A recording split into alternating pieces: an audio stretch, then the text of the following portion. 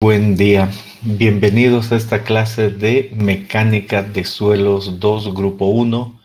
Hoy es jueves, es 26 de mayo de 2022. Hoy vamos a empezar un nuevo tema, diseño de muros de contención. Y con este nuevo tema también está la entrega de los ejercicios del anterior.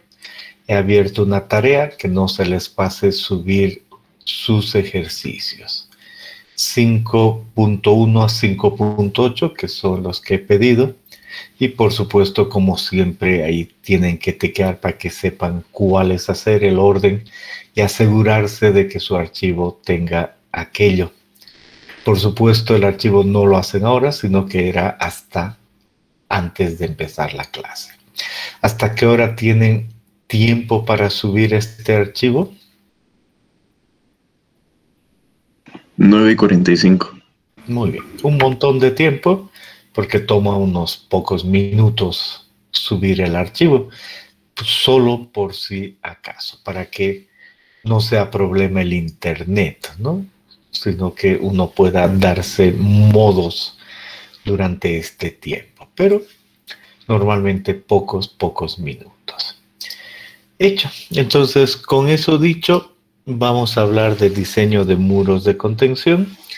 Y aquí vamos a volver a repasar cosas que sabemos, más una pregunta que quedó pendiente para mi investigación, la vamos a responder conforme vayamos avanzando. Bien, ahora estamos hablando de muros. Antes solo habíamos visto fuerzas laterales. Y por supuesto que necesitamos saber más sobre muros. En este curso algo y luego en los siguientes semestres más cosas, ¿no? Entonces ya vamos a precisar aquello. Primera idea. Queremos ver qué tipos de muros podríamos construir. Y ahí se ve un primer tipo. Uno dice, ahí están los muros de gravedad y muros de semigravedad. Resulta que el peso es importante en estos muros. Un ejemplo de aquello también puede verse así. Ese es también un muro de gravedad, mampostería, no fierro detrás. En este otro caso, concreto sin armadura y algo de armadura que hace que sea de semigravedad, y mientras haya más armadura, más esbelto puede ser el muro. Unas fotos de aquello. Miren ustedes un suelo y aquí un equipo poniendo unas piedras, y a continuación se puede ver entre las piedras, más que a continuación, el cemento. Entonces si se pone el cemento, como hacer un muro de ladrillo, ¿no? Y después aquello, entonces uno tiene una relación. Y este es un muro de gravedad. Este también, una foto de internet, uno dice, se ha asegurado esta mampostería, no hay fierro, abajo una base, y este es un muro que puede considerarse de gravedad. Detrás va a haber cierto esfuerzo, se ha diseñado para que pueda soportar un cierto esfuerzo, en este caso activo, ¿no?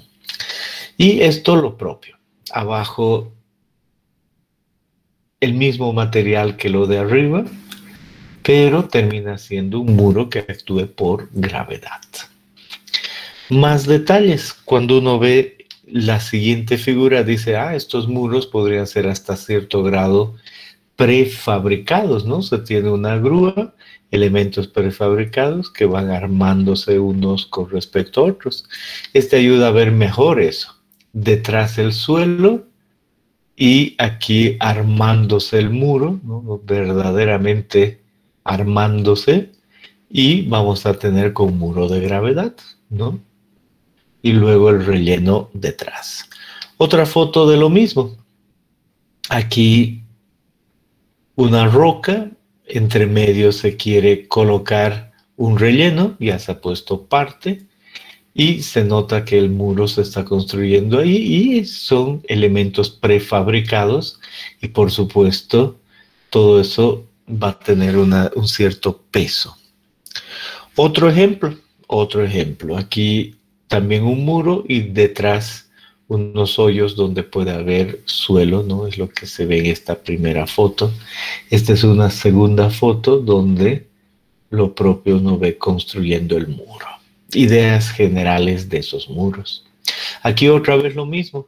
Entre elemento y elemento para subir, detrás una malla también es posible en el relleno, ¿no?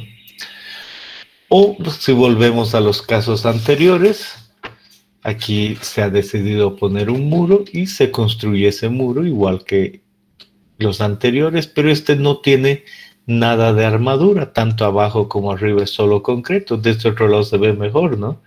Abajo concreto, unas piedras para que haya mejor unión y después la parte superior de solo concreto sin armadura.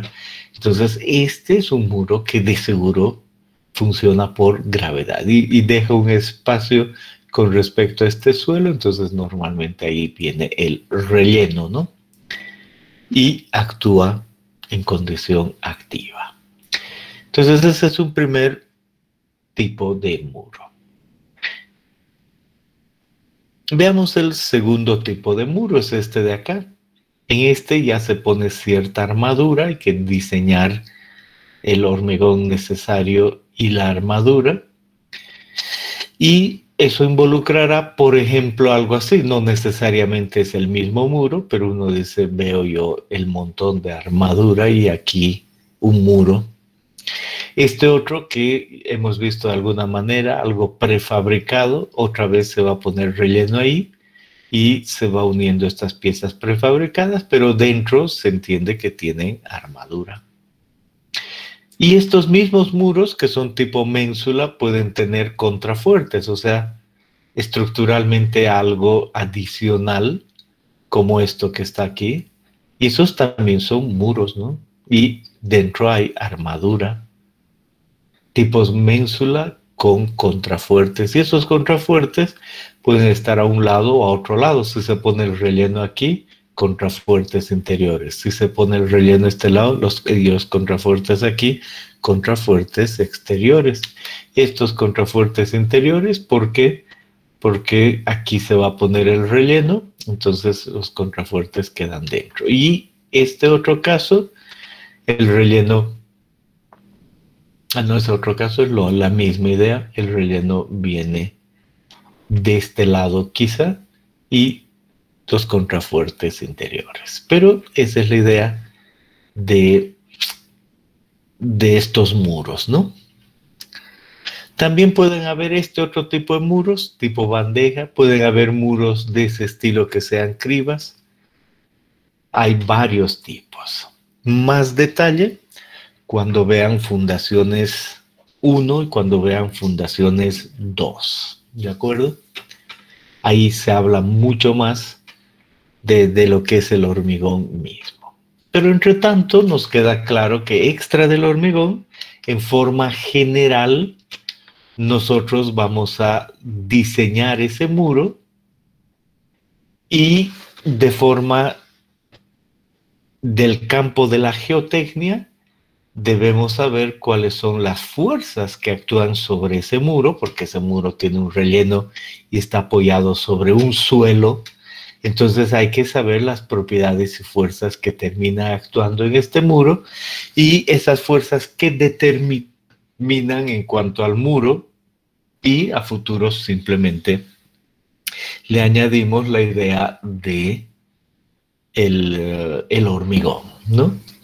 En ese sentido, decimos, nuestro muro tiene una parte que es esta de acá, y esa es la losa de base o zapata, se llama así, una zapata. Entonces, es igual una fundación, igual que en los casos anteriores. En esa fundación podría haber un tacón, ya vamos a entender mañana por qué. Y sobre esa losa puede haber cierta carga, por supuesto, ¿no? Además, en un muro se le agrega el tallo, que puede ser más ancho o menos ancho, dependiendo el hormigón armado o no. Si es hormigón armado, yo puedo poner fierro para que esto sea más esbelto, si no, tendré que tener algo más ancho, pero ese es el tallo. Y dentro de este está el relleno y por supuesto la cara anterior, la que no da al relleno, y la cara posterior, la que da al relleno. Esa es la idea.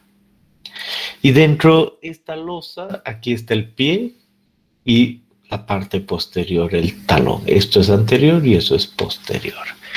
Y ese es un muro típico, estas son las componentes y vamos a terminar diseñando desde el punto de vista geotécnico estos muros. Bien, hasta ahí tienen alguna pregunta.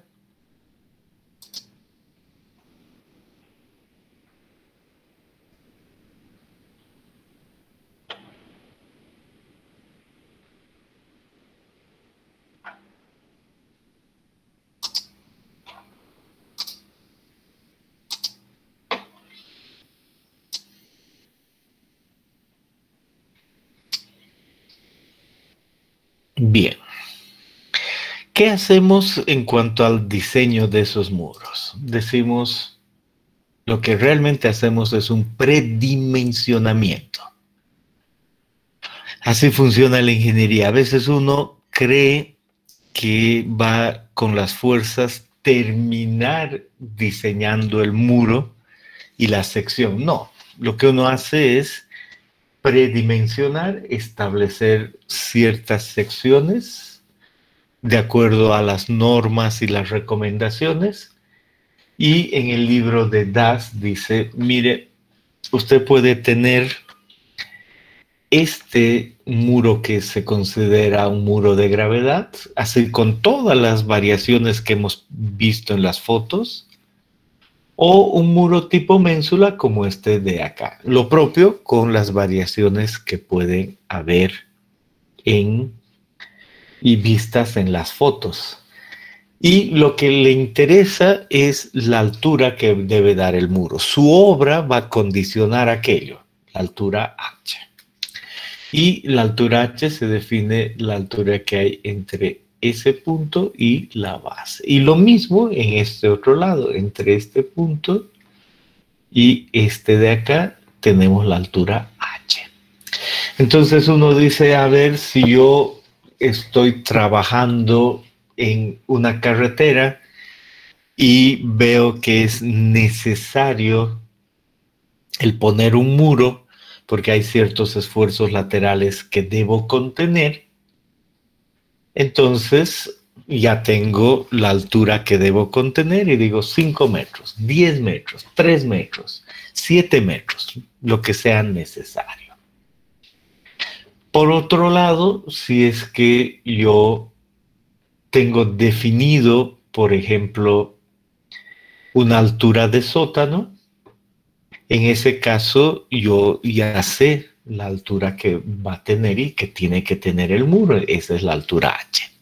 Ahora, no se olviden que ahora nos estamos concentrando en el caso activo, que estamos poniendo un relleno que empuja, no exactamente en el caso pasivo, pero los conceptos, cuando llegue Fundaciones 2 para muros de sótano, pues van a servir igual. Pero nos estamos concentrando en el caso activo, ¿no? Que ponemos un relleno. Perfecto, entonces de esa altura H entendemos que es conocida, viene de nuestra obra.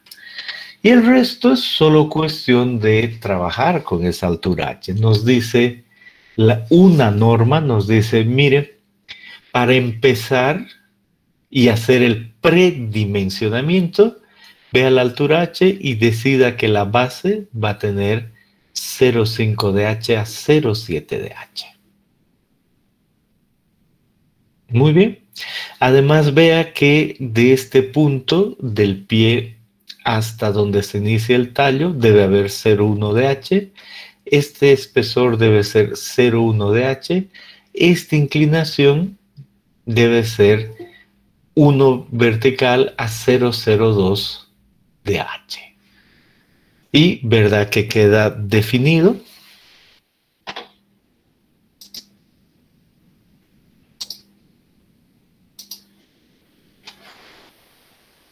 Y además está el espesor de la zapata 0,1 de H. Es un predimensionamiento. Y además aquí está el terreno. Y este terreno, bueno, se excava a una profundidad D y se llega al nivel de fundación. Ese es D. Y es solo un predimensionamiento. Si uno dice, no, no voy a trabajar con ese hormigón, por X o Z motivo, dice uno, voy a trabajar así, lo mismo, tiene sus dimensiones, la base es en el mismo orden, de acá a acá 0,12 a 0,17 de H, y esta altura 0,12 a 0,17 de H, aquí la misma pendiente y por supuesto aquí otras dimensiones, un muro más amplio, ¿no? Pero es un predimensionamiento. Aquí uno dice, aquí hay una altura y ahí hay otra, verdad que no está realmente definido aquí. Uno puede poner algo así primero y después ve detalles. Pero nos basta entender eso y tenemos un primer predimensionamiento. Entonces es cuestión de seguir la norma.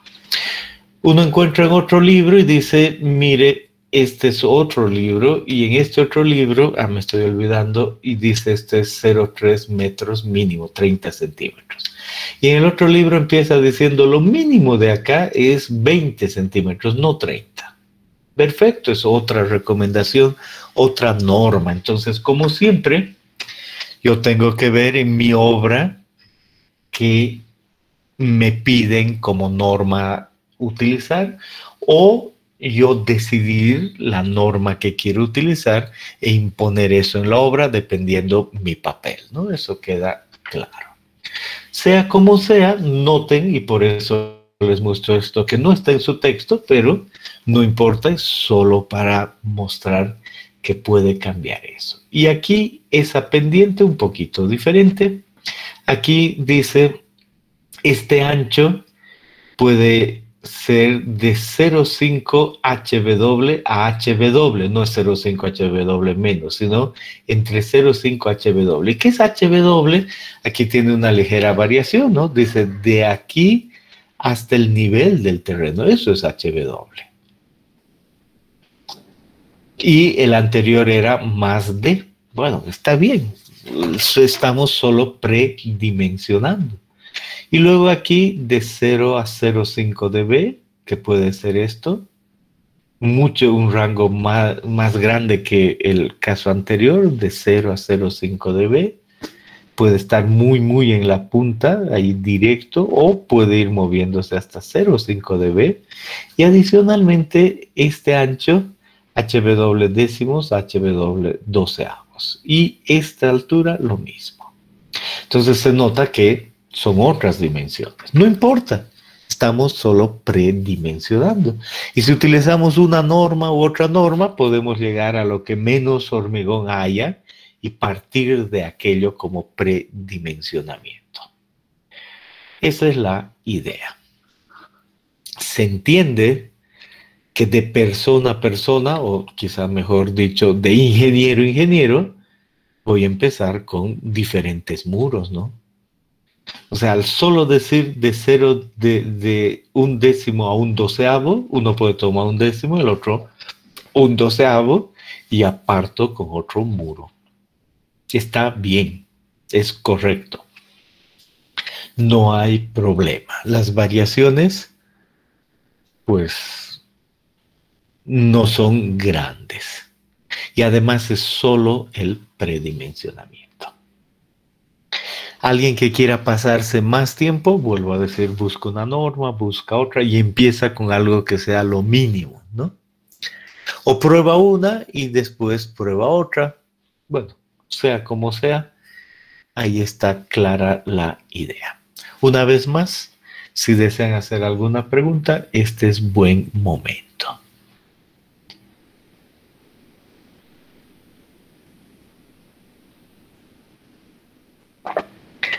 Perfecto.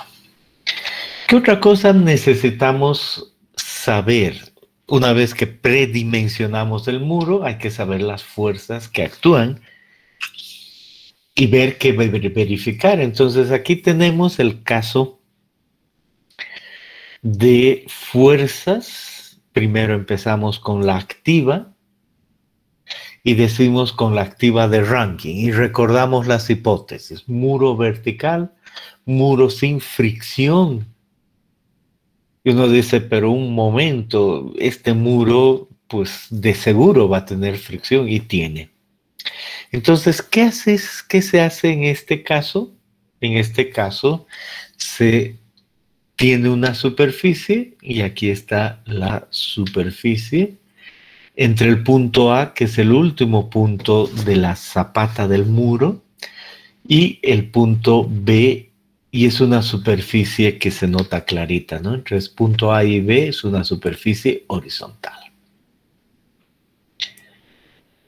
Y si esta superficie realmente no tiene contacto con el muro y uno ignora esa porción, y si no tiene contacto con el muro, entonces se puede decir que no hay fricción con el muro. Es solo suelo-suelo, entonces no habría fricción y uno ignora esa porción. ¿Y cómo asegura eso? Con este ángulo. La norma, si le llamaremos, dice que ese ángulo tiene esta ecuación. 45 más alfa medios menos phi medios menos arcoseno de seno de alfa sobre el seno de phi. Vamos a ver cómo aplicamos aquello.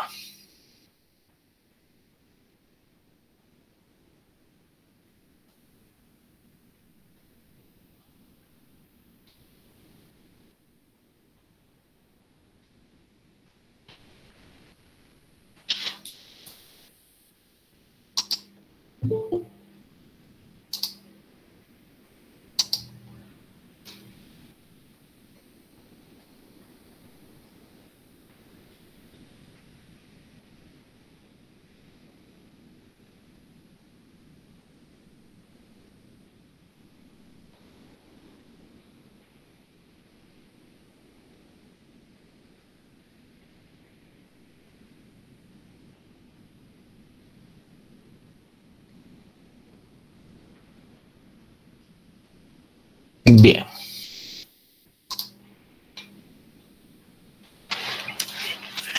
Vamos entonces. Entonces, tomemos un ejemplo. Agarremos y digamos alfa es 10 grados. Digamos además que el ángulo phi que está aquí del relleno es 30 grados. La cuestión es 0 y listo. Entonces, según eso, este ángulo, por favor, se pueden calcular, es 45 más 10 medios menos 30 medios menos arcoseno de el seno de 10 sobre el seno de 30. ¿Cuánto saldría ese ángulo?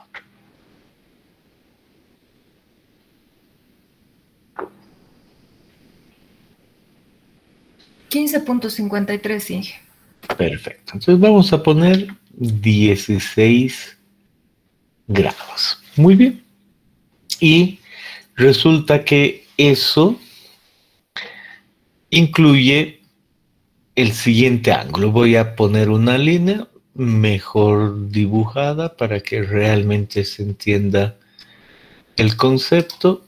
Entonces déjenme ir a dibujar y a poner una línea ahí. Inge, disculpe, me equivoqué. Ignore los senos que están dentro del arcoseno. Sería 15 grados. 15, perfecto, no hay problema. Entonces, 15 grados. Entonces, eso equivale a más o menos el siguiente ángulo.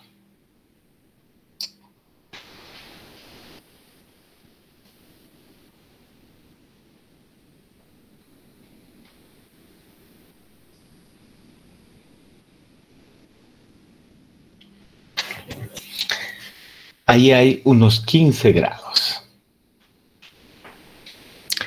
Déjeme un segundito antes de que siga explicando. Debo salir de esto. Bien. Entonces decimos Vamos a anotar aquí. Entonces realmente eso es 15 grados y ese ángulo para esas condiciones resulta de ahí a ahí 15 grados. Perfecto. Ahora yo miro y digo, aquí me ha delimitado una zona, ¿no? Yo puedo ver entre esta línea y esta hay una zona. Y esa zona está llena de suelo, ¿no? Clarito. Suelo, suelo, suelo, suelo, suelo. Ignoro la última porción. Suelo. Eso me avisa de que a esta posición, en esta posición, realmente estoy cumpliendo con la condición de que no hay fricción entre suelo y muro. Esa es la idea. ¿Qué pasaría si cambiamos la situación y decimos, qué pasaría si es que el ángulo alfa ahora es 20 grados?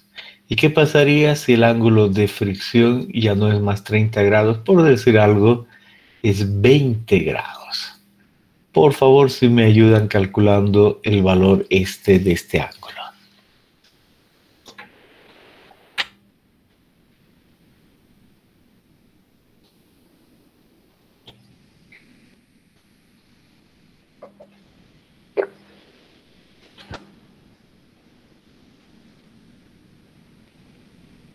Me sale negativo 45, Inge. Bueno, la hemos pelado. Entonces, ¿qué pasa si aquí dejamos nomás el 30?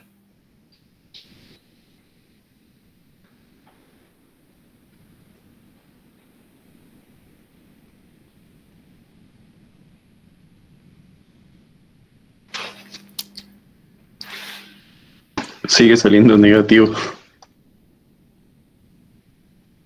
Ups. Esa no la esperaba.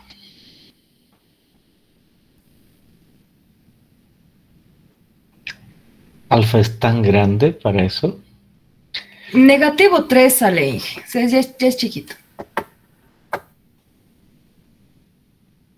Ok. Entonces, ¿qué pasa si alfa es 0 y phi es 30?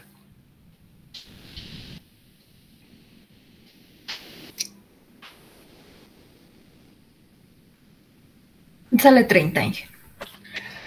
Perfecto, esa me gusta. 30 grados. Bien, he ido al revés.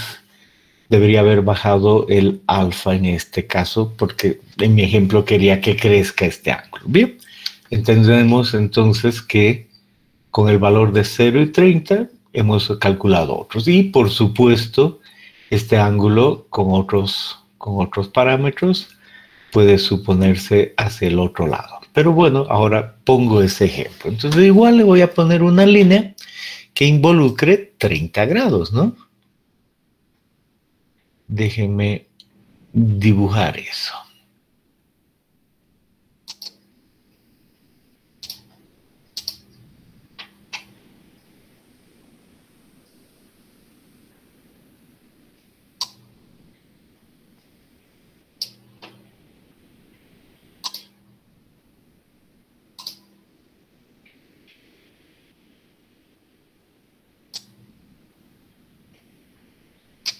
Ahí está la línea que involucra los 30 grados.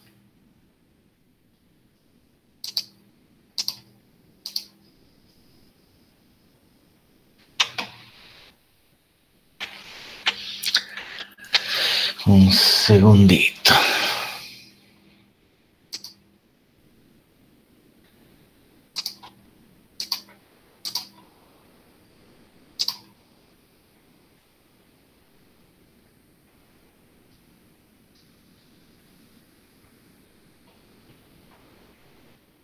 Perfecto. Entonces ahora sí puedo dibujar claramente lo que representa 30 grados y digo, esto es 30 grados. Bien, y ahora ¿qué me muestra esta línea? digo, me muestra un sector entre esta y esta, y puedo ver que hay suelo, pero claramente también hay muro. Por lo tanto, sí hay fricción entre suelo y muro. Eso es lo que representa el ángulo eta. Por lo tanto, esta línea, con estas condiciones, simplemente involucran que no cumplo con las hipótesis de ranking, entonces cualquier valor que calcule va a representar un valor falso sin cumplir las hipótesis. En el caso rojo no había problema, en este otro caso esa es la idea. Bien, ¿qué podría hacer yo en este caso en mi predimensionamiento? Yo he visto que he predimensionado esto, por lo tanto, por decir, he puesto 0,5 de H. Ya me sale esto con estas condiciones y digo, no, pues tiene que ser 0,7 de H. Y pruebo. El último valor que puedo admitir es este, ¿no? Si es que este valor funciona así, bien. Ahora, si todavía entra en el lado morado, necesito seguir aumentando el valor de H, porque de la base, porque el de la altura va a ser el mismo, está condicionado. Entonces igual digo, ¿me paso del 0,7 de H que me recomendaba? Por supuesto que sin ningún problema, porque las condiciones me dicen que debo hacer eso y solo estoy predimensionado. Entonces puedo agrandar, ir más atrás. O la otra opción es que este tallo, que lo puse en una cierta posición, lo ponga más adelante, ¿no? Y voy a ver si cumple la condición. Entonces se entiende, ¿no? La idea del predimensionamiento y lo que significa utilizar ranking. Pueden hacer sus preguntas. Inge, solo para que me quede claro, la altura es lo que no vamos a variar para nada, ¿verdad? Solo lo demás, la distancia del tallo al pie y eso, ¿verdad? Sí, ¿por qué? Por la siguiente razón. Aquí está. Entonces me dicen, usted es ingeniero junior, le vamos a dar un muro de juguete. Y este muro de juguete tiene 2 metros. ¿Y de dónde sabe que es 2 metros? Porque aquí se nota, este es en la circunvalación. Bueno, no, encima de la circunvalación, hacia el lado del río Seco, por ahí, hacia, ¿qué se puede decir? El lado del cementerio Jardín, el Parque Las Memorias, un poquito hacia el norte. Entonces uno sube ahí, solo estaba caminando por si acaso, no, yo no tenía nada que ver, pero ideal para sacarle una foto, ¿no? Y nos dicen, usted tiene esto, esta es la calle, y al otro lado hay la calle, y sabemos que en Cochabamba, cuando uno está en cerros, pone avenidas de esa manera, ¿no? De este a oeste, en el cerro norte, y ahí viene la clave. ¿Cuánto debe tener esto? Y ahí está 2 metros. Y eso es lo condicionado, ¿no? Los 2 metros de altura. ¿Se entiende por qué? Sí, Inge. Ok, entonces por eso digo, uno no cambia el H, ¿no? Porque es lo que necesita en la obra. Eso es todo, ¿no? Nada más. Muy bien, ¿alguna otra pregunta?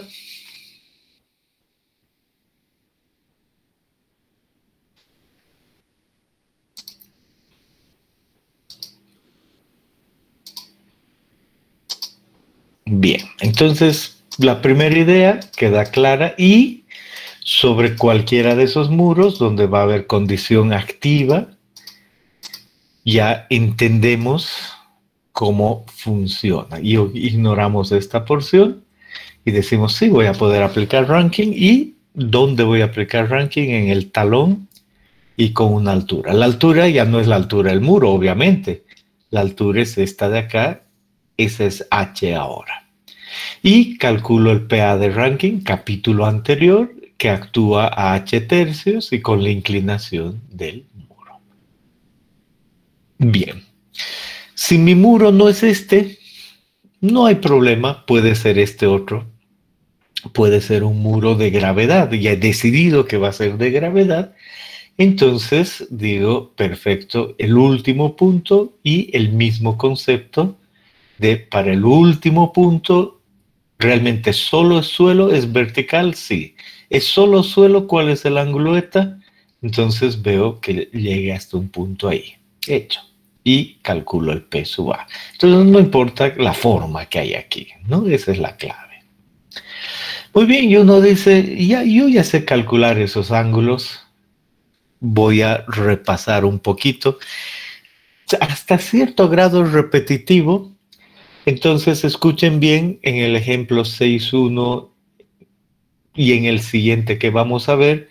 No necesitan ir al detalle del cálculo de K sub A, pueden copiar de la solución y no decir, bueno, era el mismo K sub A de siempre, entonces no necesito poner la ecuación entera, voy a solo copiar el valor que está calculado aquí. No me preocupo porque ya sé cómo hacer aquello, ¿no? En cuanto a la solución.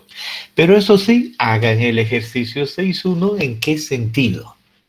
Dice, hemos predimensionado, y ahí ya no nos preocupamos mucho de cuán correcto es esto, solo hemos predimensionado y decimos la altura era 7, este espesor decido que sea 5, decido que esto sea 1, 1 aquí, 1, 5 acá y esta dimensión. Entonces uno dice, no era aquí vertical y al otro lado, bueno, aquí se ha predimensionado así, no importa, alguien encontró esa norma, le ve más conveniente, más fácil en la construcción, lo que sea. Bueno, y en este caso, además, hay una carga aquí de 50 alfa 10. Entonces, ¿cómo hacemos? Bueno, inmediatamente decimos, tenemos que hallar ranking en esta línea.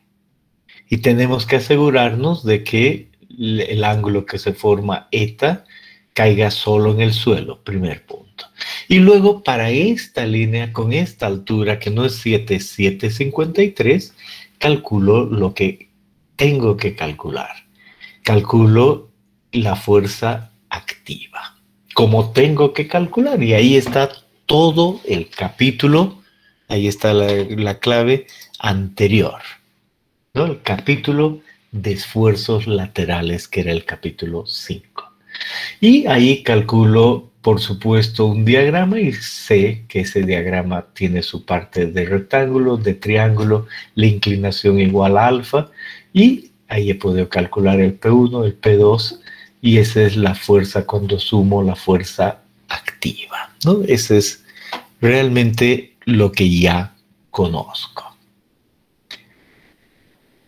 Y aquí una aclaración. La pregunta de ¿qué pasa si C es 0? ¿Puedo calcular? Sí.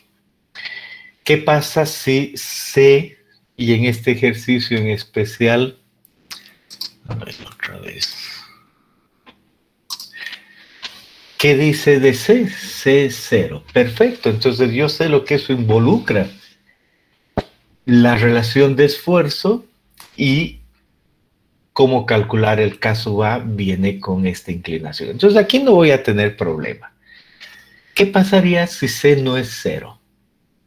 Entonces, además hay inclinación y tengo que recurrir a hacer estos cálculos con una ecuación. Y hemos charlado al respecto de cuál es la ecuación y qué dicen los autores. Bueno, entonces, lo que he podido ver es que lo que ya dijimos, y anoto aquí, si C es mayor que 0 y phi es mayor que 0, entonces he dicho el valor de sigma prima A está relacionado con K sub A por sigma prima V menos 2 veces C prima por la raíz de K sub A. Es totalmente correcto. No hay confusión que eso es así. Pero aquí hemos hablado de dos autores y esos dos autores que han propuesto algo, creo que era el 99, terminan diciendo el valor de sigma prima A va a ser simplemente el valor de gamma por z multiplicado por un K' por el coseno de alfa. Y dice, y uno compara esta ecuación con esta ecuación y la charla era, ¿le falta el 2 veces c raíz de K sub A o no? Entonces yo les dije, yo estoy seguro que le falta, debería restarse eso.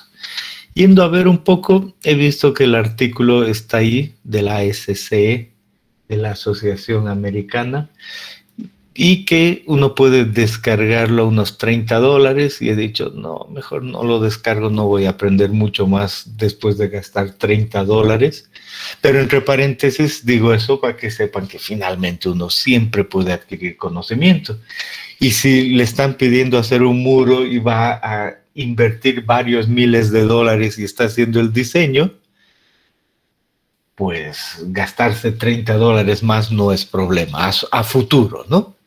Solo hay que tener tarjeta de crédito para gastarse eso en internet, pero no va a ser problema para ustedes a futuro. Extra de aquello, pensando y revisando, pues lo que dicen estos autores sin haber visto el artículo original y repasando solo lo que transcribe Das y todo el concepto, es que la ecuación correcta es esta, sin ese 2 veces c raíz de K sub A. Aplican ellos el mismo concepto porque dan la profundidad de una grieta. Esto funciona, es tal cual.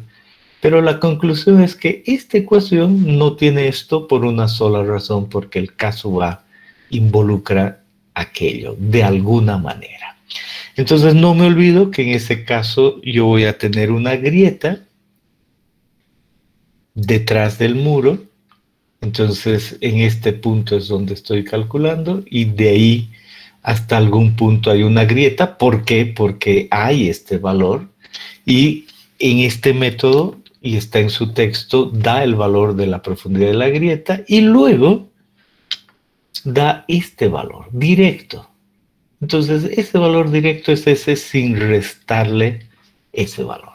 Entonces les dije, ¿seguro que es este el concepto? Sí, seguro que ese es el concepto, por eso hay la grieta y todo, pero finalmente este valor se nota en las referencias que he podido ver otra vez, que está bien como está en el texto, como está en el ejercicio que han resuelto, sin restarle adicionalmente esto.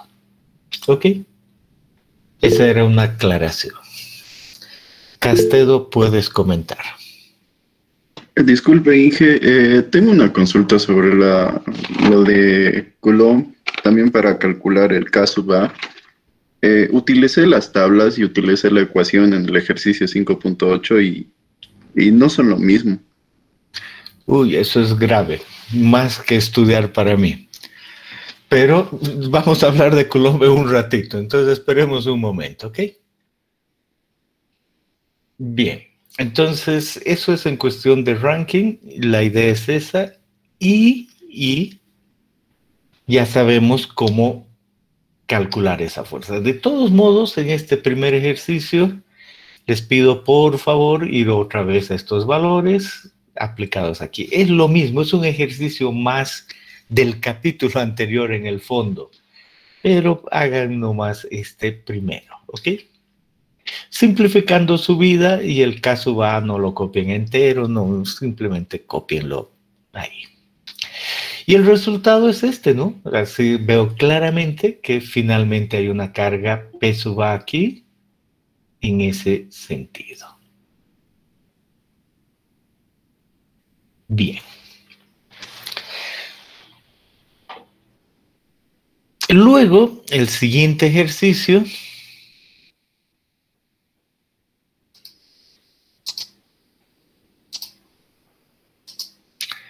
me dice,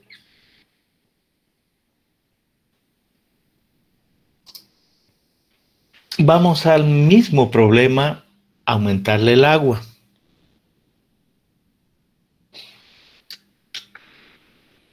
Vamos a aumentarle el agua. Y si le aumentamos el agua ahí, entendemos cómo va a funcionar. Entonces, una vez más, con la carga ahí puedo calcular las diferentes porciones, saber qué sumar, y hay una porción de agua, y la porción de agua, por supuesto, es en sentido vertical. Pero hay algo más acá. Uno dice, eso es con el agua lateral, que es lo mismo anterior que quiero repasar, pero entiendo que debajo del muro, además hay una altura aquí, y si esta mantengo aquí, va a haber movimiento de agua y va a haber una red de flujo. Entonces, adicionalmente, en este sector AB va a haber una fuerza de levante. Capítulo 4, Mecánica de suelos 1. Entonces, tendré que hacer una red de flujo. Pero en ese texto, en ese ejercicio, dice, mire, en paralelo, vamos a simplificar nuestra vida y vamos a pensar solo en el punto A y B. Y vamos a pensar que el punto A tiene una presión sin movimiento con esta altura piezométrica. Y vamos a ser más conservadores porque al punto A ya ha habido una pérdida de carga. Entonces, si tomamos esta misma, va a ser un valor mayor. Y en el punto B tenemos que llegar a esa altura y consideramos que la altura en el punto B es esta misma. Entonces, verdad que aquí no somos conservadores porque la altura es mayor. Pero como aquí es mayor y aquí menor, se van a equilibrar de alguna manera, no va a haber problema. Y va a ser aproximadamente a calcular ese valor como el de aquí, como U igual a gamma del agua por la altura piezométrica, que se supone esta. Y en este otro caso, también U va a ser gamma del agua por la altura piezométrica, que se supone de aquí a aquí, la altura piezométrica, y aquí la altura piezométrica. Entonces también podría hacer eso y ahí puedo calcular en base a ese trapecio, esta fuerza y saber dónde actúan. En el ejercicio 2, aparte de hacer este cálculo, hallar la presión de poros, además viene esta fuerza. Entonces, de esa forma he aprendido a calcular esta fuerza, esa de ahí y esa. Entonces, en un muro, por supuesto, tengo que saber cómo actúan esas fuerzas. Entonces, eso es importante para los ejercicios 1 y 2. Simplifiquen su vida, copiando el caso A, esas cosas ni lo calculen, solo utilicen el del texto, pero calculen las fuerzas y especialmente esta de levante en este caso. ¿Ok? Bien. Y ahora viene Coulomb. En el método de Coulomb, nosotros hemos calculado la fuerza P sub A y no hemos necesitado decir que se aplique al final. ¿Por qué? Porque el método de Coulomb involucraba un muro inclinado, involucraba este ángulo alfa y cosas de ese estilo. Entonces, y además la rugosidad entre el muro. Entonces, esa fuerza P sub A actúa directamente en el muro y no necesita ponerse en el borde, ¿verdad? Y el ejemplo 6.3 es el muro del 6.1, pero se utiliza Coulomb. Por lo tanto, en este caso la fuerza actúa ahí en esa posición con esa inclinación. Tienen que volver a calcular y saber dónde actúa. Y no me olvido que Rankine actuaría en esta otra línea, en otra posición. Aquí actúa e incluye todo lo que está arriba. Y sé calcular. Y si hay agua, lo propio, sé que hay una fuerza y esa fuerza cuando hay agua, puedo calcular con ese valor y ese valor.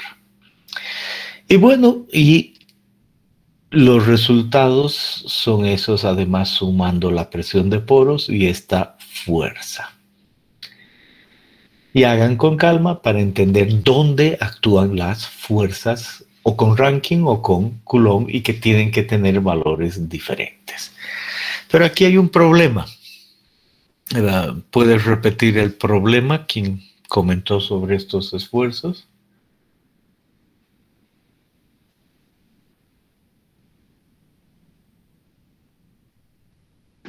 Inge, se refiere cuando le pregunté sobre el caso va. Ujú. Sí, utilicé la ecuación, la que está en el texto, que es larguísima, y también posterior a eso hay unas tablas en las que tenemos respecto a todo, en función a todos estos ángulos, y aplicando, pues no dan los mismos valores y varía con un 10%, cosas así. Bueno, entonces hay un problema en el cálculo. No debería, porque las tablas son para simplificar la vida y sale lo mismo. Entonces, Sí, me alguien, aseguré, hice ujú, está bien. Beltrán, ¿puedes comentar algo? 5, por Inge, ejemplo, y con tablas me daba 5,6. Ok, está bien. Ahora, Beltrán ha pasado por lo mismo y nos va a comentar algo. Adelante. sí, gracias, Inge. Efectivamente, Inge, no sale igual porque me fijé que la ecuación que está en el libro es de la tercera edición del libro de Brájadas. Y la tabla corresponde a lo que viene siendo la cuarta edición del libro de Brájadas, así que como que esta tabla corresponde a la ecuación que está en el libro de la cuarta edición, que es diferente a la de la tercera edición y a su vez diferente a la del libro nuestro, ¿no? Ya, entonces queda clarísimo. Ah, voy a poner, déjeme un segundo, y obviamente esas son las cosas que el texto necesita ser pulido y aprecio mucho que me las cuenten. Algunas simplemente ni me di cuenta, pero tienen que ser pulidas. Consecuencia, déjenme ver algo acá, un minuto. Mm.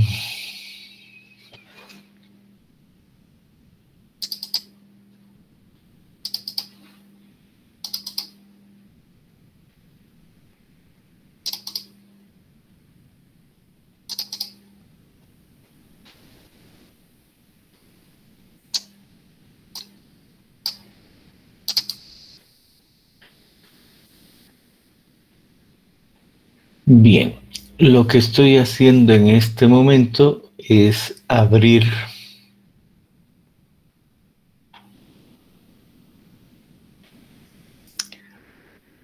el formulario del anterior semestre, el que utilizan en el examen, y en este caso solo trae las ecuaciones, no las tablas. Déjenme un instante. Y ese formulario, que todavía no lo tienen, lo voy a poner acá, donde ahorita llego. Déjeme un segundo.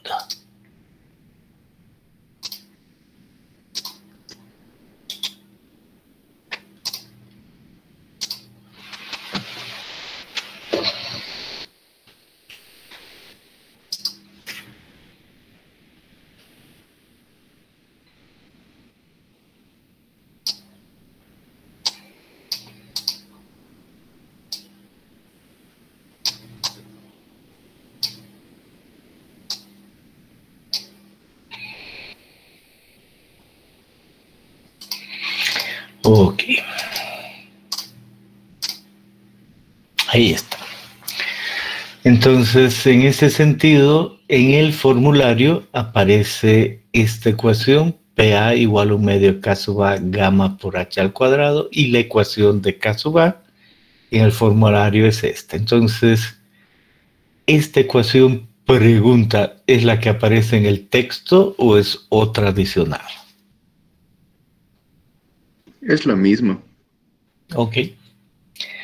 Entonces, está bien, en el formulario vamos a utilizar esta y se entiende que debe ser pulida con respecto al futuro y lo que realmente es, pero no nos preocupamos, utilizamos esta que acaban de decirnos viene de una edición, pero después ha cambiado.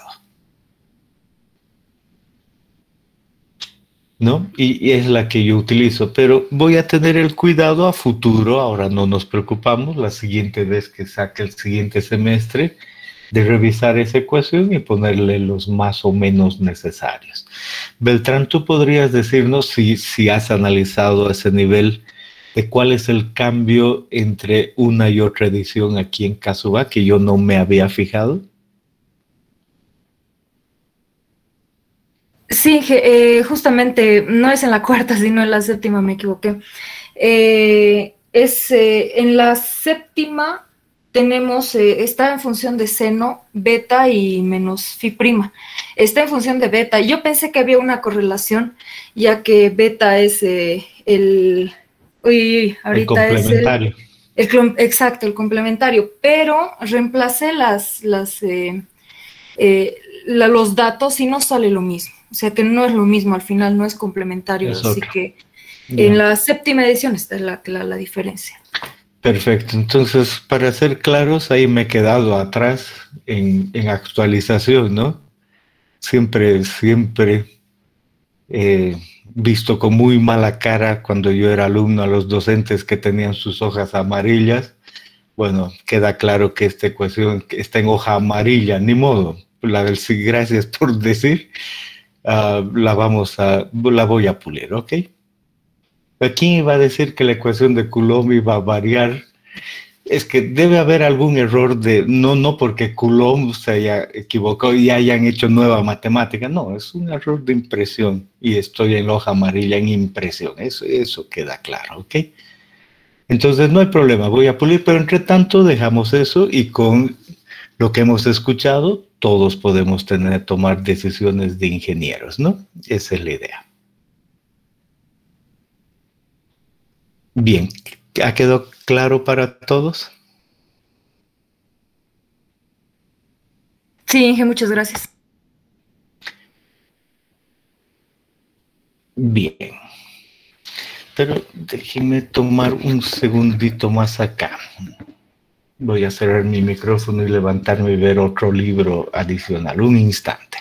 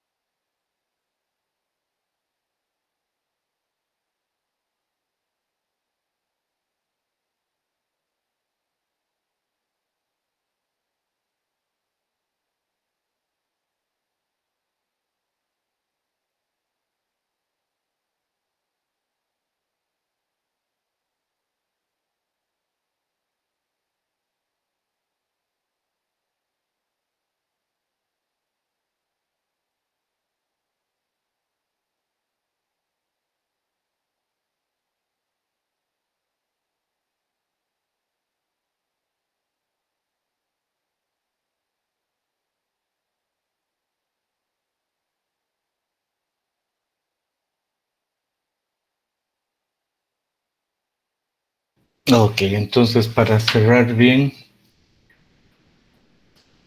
una ayuda para Beltrán. El problema, déjenme un segundito.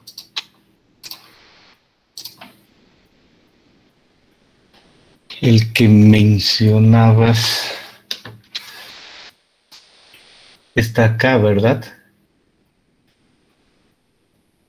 En la séptima edición, Inge, para la coeficiente de activo, en realidad es el edicto seno al cuadrado de beta más tita, más phi prima, sobre seno cuadrado de beta por el seno de beta menos delta prima, multiplicado por 1, más la raíz cuadrada de seno de phi prima más delta prima, por el seno de phi prima menos alfa, y dividido eso entre el seno de beta menos tita y del seno de alfa más beta.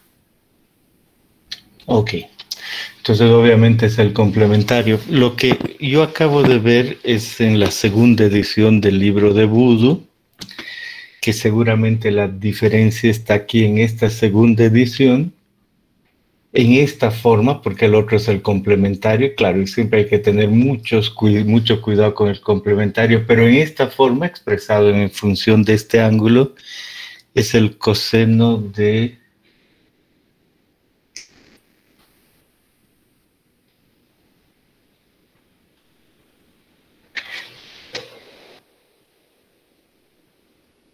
no, perdón, es que tiene otra nomenclatura, pero al transcribir la nomenclatura, este es ese ángulo.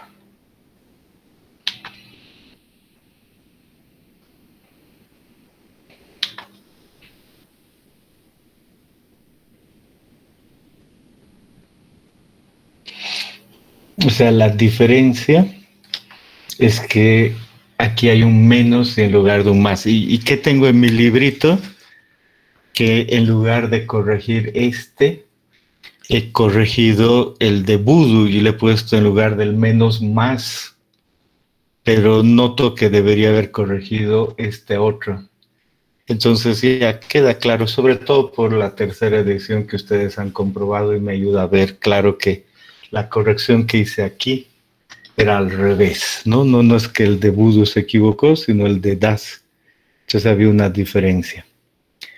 Pero queda claro, esa es la diferencia real. Parece que es un error de impresión. Nadie crea que Coulomb resucitó e hizo una nueva integración y un nuevo equilibrio de esfuerzos y halló otra ecuación. No, es un problema de impresión. Y los que después vemos de la literatura esas ecuaciones, tenemos esos problemas. Pero ese es el fondo.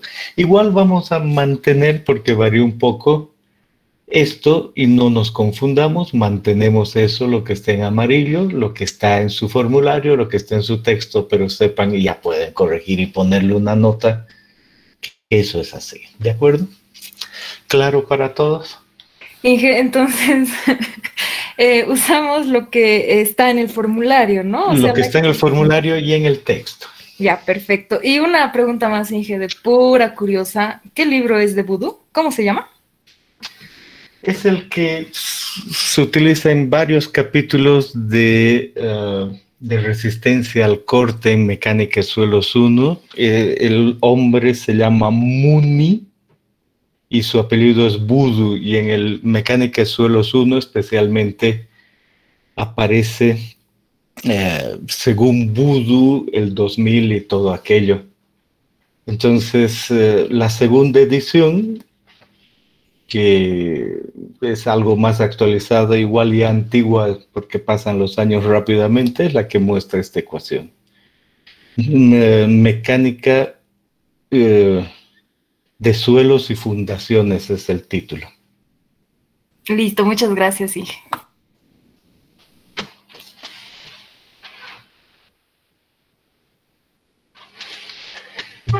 Bien. Pero en inglés, ¿no? Eso no hay que buscar en español, sino en inglés. Bien, entonces queda claro. Sigamos adelante. Entonces de ahí dijimos que uno puede calcular y calcula, no hay problema, es el ejercicio. Conocidas esas fuerzas, ahora hay que hacer una verificación. Como dice aquí, Hemos predimensionado, conocemos las fuerzas y se deben realizar las siguientes comprobaciones: volteo, deslizamiento, capacidad de carga en la base, asentamiento y estabilidad del conjunto. Un librito nos muestra este dibujo, no está en su texto, no importa, pues solo para entender, y nos dice, mire, hay que evitar que por acción de la fuerza lateral el muro se mueva. Empieza aquí, termina allá y sea un desplazamiento muy grande, deslizamiento. Hay que evitar que voltee de esta forma. Hay que evitar que la carga sea muy grande, capacidad de apoyo o asentamiento. Hay que evitar una falla al corte, capacidad de apoyo. Hay que evitar que además haya una falla general y el asentamiento mismo. Entonces, ¿qué era esta? La subpresión, que la fuerza sea muy grande. Entonces hay que tener cuidado porque nuestro muro no va a dar. Y en el resto de la clase vemos la verificación al volteo, y en la verificación al volteo simplemente tenemos nosotros la idea del volteo. Foto de internet, por si acaso. Uno busca y encuentra ese muro y detrás el suelo asociado, y la fuerza ha sido tan grande que ha terminado este muro volteado. Y eso uno no quiere. Por eso se diseña el volteo. Volvemos a ver la gráfica y decimos, se supone el volteo de un muro rígido alrededor de la punta de esa manera. Por supuesto que además el muro debe ser diseñado contra esta situación. De ahí el hormigón, y no nos metemos en eso. Bien, entonces decimos, verifiquemos al volteo con ese punto. Entonces, ¿qué fuerzas van a haber? Ya conocemos, hemos dicho, está la de Rankine, que actúa ahí, y de lejos con relación a este punto va a producir volteo. Pero concentrémonos en este otro, este muro más esbelto, es el mismo concepto y nos concentramos ahí, decimos, con respecto a este punto, yo he podido calcular el valor de P sub A, que lo descompongo como un P sub A horizontal y un P sub A vertical. Y entiendo que el P sub A horizontal va a producir un momento y conozco yo el brazo y la fuerza. Y esta otra lo que va a hacer es estabilizar mi muro, ¿no? Se nota que el brazo es otro y va a estabilizar el muro. Adicionalmente, ¿qué otras fuerzas existen? Yo digo, existe esta fuerza F claramente. Y esta fuerza F, si hay agua, ¿no? Si no hay agua, no entra. Esa fuerza F va a tender a desestabilizar el muro. Ya he aprendido cómo y ya sé, y voy a hacer el ejercicio para tener cuidado de que calcular eso que tiende a desestabilizar al muro con relación a ese punto un momento.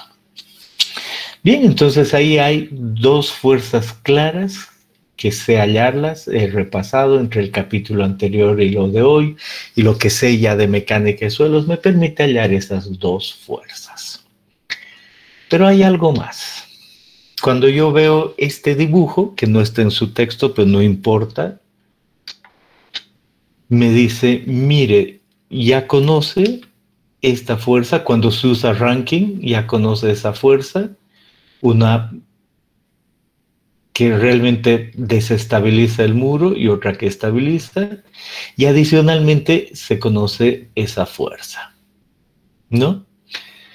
Bien, ahora resulta que también va a ayudar a la estabilidad de ese muro esta otra fuerza, es el mismo peso del suelo. No eso, sino el mismo peso tanto de concreto como suelo van a tener un efecto estabilizador. Es claro y evidente, el suelo que está aquí, que va sobre el muro, va a ayudar a que esto aguante. Entonces uno debe añadir el cálculo del peso del suelo acá. Esa es la clave. Para ver lo que sucede en cuanto a momento. Y el siguiente video, que es muy corto, nos ayuda a ver eso. Veamos y después preguntan.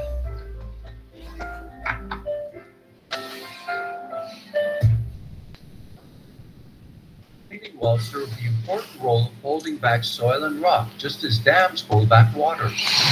The first video in this series showed that granular materials such as soil and rock generate horizontal pressures that increase linearly with depth.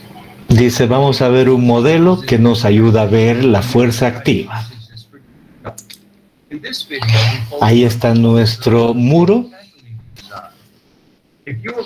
Y ahí están unas esferas que nos ayudan a ver cómo funciona. Caso izquierda, caso derecha, se nota la diferencia.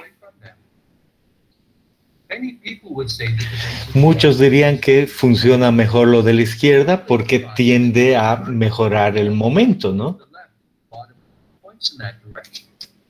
Ahí, en este sentido, aguanta más fuerza ponerlo así, que así. Porque ahí se empuja y se vuelca con menor fuerza. Entonces, ¿cómo ponemos el muro? Before we declare a final verdict, let's use the model to find out what happens when the bottom leg points to the left, away from the marbles. As we add marbles, we discover that the horizontal forces they produce create yet another mode of failure, namely sliding of the wall. Primera idea, esas esferas crean un deslizamiento al muro. Primera falla. Entonces aumentamos la fricción entre el suelo y el muro, y ahí le ponemos algo que aguanta más fricción, entonces no falla en ese primer sentido de deslizamiento.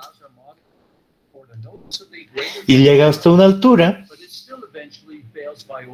y hay vuelco. 8 centímetros en nuestro modelo y hay vuelco. Ahora hacia el otro lado.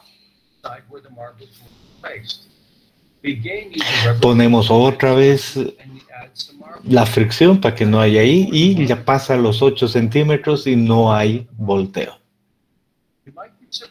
Ahora se puede poner una mayor altura, 11 centímetros, y recién hay volteo. Pregunta, ¿pueden explicar por qué el lado derecho ha aguantado más que el izquierdo? Porque el peso de las propias esferas está actuando sobre la base del muro y actúa como otro refuerzo. Gracias por responder. Esa es la idea. Entonces, eso es lo que explica aquí. Habla del peso y a continuación, en este otro caso, es el peso más las fuerzas que utilizan las esferas. Entonces, además, como hay mayor fuerza, la fricción también es mayor. Y, por lo tanto, cuando se utilizan estos muros, hay que tomar en cuenta lo vertical, que influye en el volteo. An overturning moment, and we label it NO. Next, they figure out the stabilizing moment, NS, produced by the soil pushing downwards on the horizontal leg of the wall. Lastly, they make sure that the horizontal leg is... Y uno puede aumentar la base para que la fuerza sea mayor. Esa es la clave. You might be surprised to learn that L-shaped walls are seldom used as dams.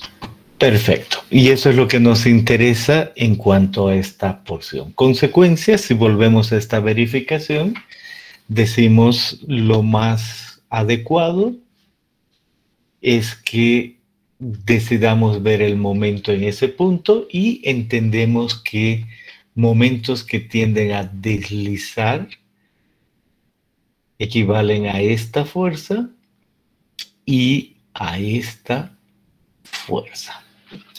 Pero por el otro lado hay momentos que tienden a estabilizar y los momentos que tienden a estabilizar están asociados con esta fuerza y ahora entendemos que la fuerza del concreto ya desde más la del suelo en esta porción. Y entendemos por qué debemos considerar el suelo. Muy bien. Ahora, ¿qué pasaría si usamos el método de Coulomb? Si utilizamos el método de Coulomb, nosotros decimos esta fuerza que calculamos P sub A utilizando el método de Coulomb involucra las condiciones del suelo acá. Ya está en otra posición y además han involucrado el gamma del suelo acá, ¿no? Esa es básicamente la idea. Entonces, cuando se utiliza el método de Coulomb, igual se toma en cuenta la fuerza de levante necesario, pero cuando se va a calcular las fuerzas, entonces uno dice no necesariamente entra esta porción. Entra simplemente la fuerza P sub A.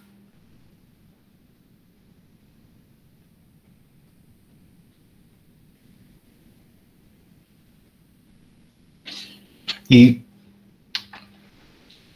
qué quiere decir eso? Finalmente, y después aclaramos y vamos a charlar otra vez sobre ese aspecto. Entonces uno dice, muy bien, el factor de seguridad que debo verificar son la sumatoria de momentos resistentes sobre actuantes. Y en ese caso el factor de seguridad debe ser mayor de 1,5 a 2.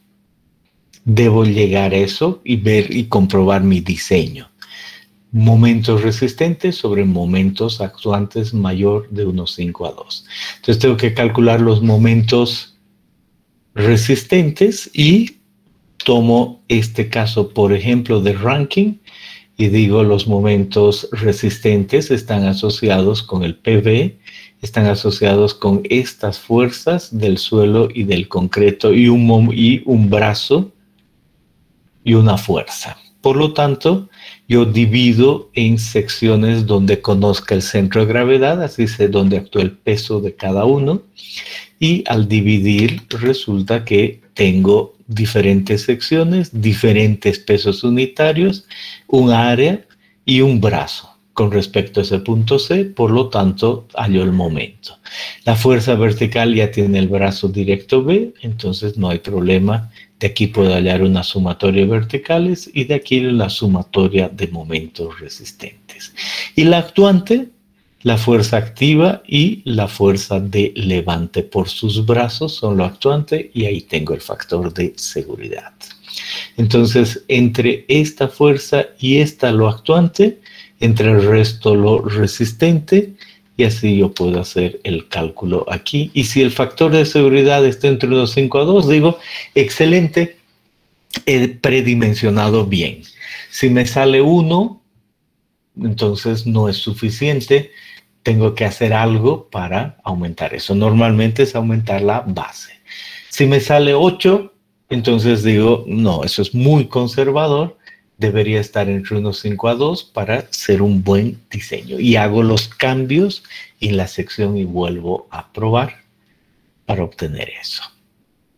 Esa es la idea. Por supuesto, uno dice, quiero con esa idea practicar en el ejemplo 6.5. Ya he calculado en el 6.1 las fuerzas y ahora le agrego estas fuerzas y en el 6.6 con agua y el 6.7 referido a Coulomb.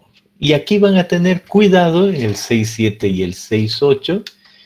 ¿En qué condición? Esta de acá. Cuidado con qué hacer y para eso denle bien la ojeada y qué se hace en el ejercicio y lo que acabo de decir con el suelo aquí. ¿Cómo influye eso? Cuando se utiliza el método de Coulomb. Pero eso va a estar en el ejercicio.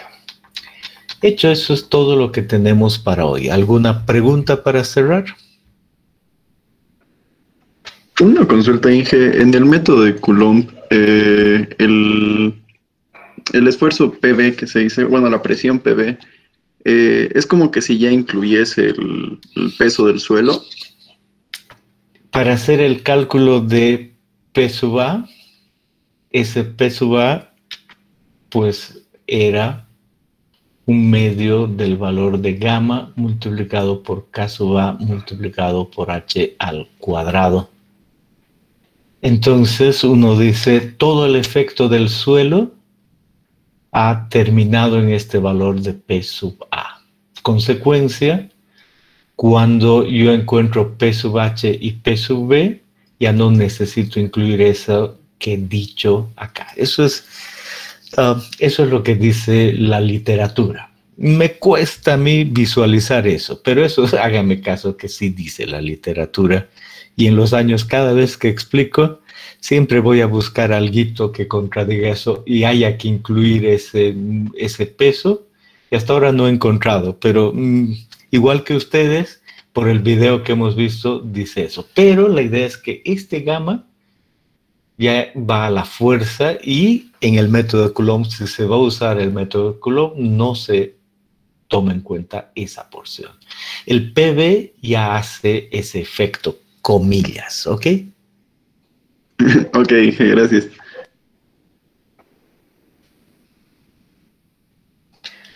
Bien, entonces eso es lo que tienen que ver y calcular aquí, 6.7 y 6.8.